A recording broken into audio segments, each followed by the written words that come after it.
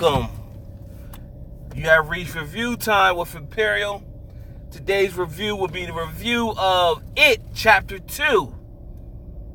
Let's get into it now. As you know, the remake of It was remade back in 2017. Stephen King series that came out in like the 90s. Not sure when the book was actually written, but the original It came out in the 90s. Not too familiar with it when it came out in the 90s, so I can't give you much feedback to do a comparison. And it really didn't strike me as something that I need to go back and watch the original. Even though the 2017 version was decent, it was good. It hit on all cylinders, and it was a smash. Now let's get into Chapter 2. Now, if you remember in Part 1, the remake, the kids made an oath. If it came back, they will all show back up to the town of Derry to fight the killer clown to get Pennywise. And of course, 27 years later, I guess it comes back every 27 years or something like that. And it feeds and the stuff start happening again in the town. And Bill Hader, he became the adult version of the character Richie, who wore glasses back in the first one. He was the bright spot of the whole movie.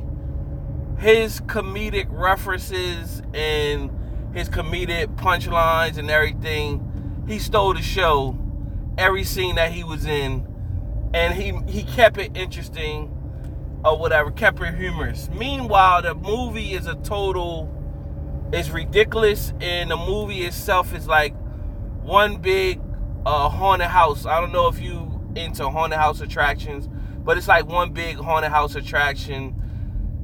Things jump out at you. Oh, if you went to a haunted house attraction, that's basically what it is. You're watching people go through a haunted house attraction, and you get some backstory on this being, type of spiritual being, how Pennywise or whatever came about, and it just was ridiculous, man. It was ridiculous. The storyline starts off in a town of Derry. There was an attack on some men at the beginning of the movie. One of the men got thrown over the bridge, and then his friend or partner came down to see where he went in the bridge, and Pennyworth grabbed the body, picked it out of the river, and then ate him right there.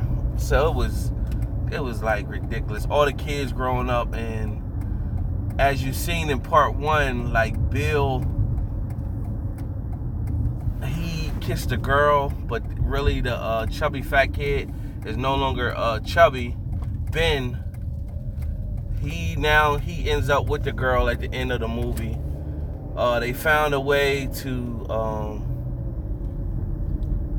go deep where the girl in Part 1, her eyes was like glowed and she was hanging in the sky. They went back to that place, and that's where they fought them at. And then the way to beat Pennyworth was they all had to get artifacts from their past, and they had to burn their present and pretty much go down in there, and then they had to make him believe he was small by telling him he was a clown and telling him that they're not afraid of him.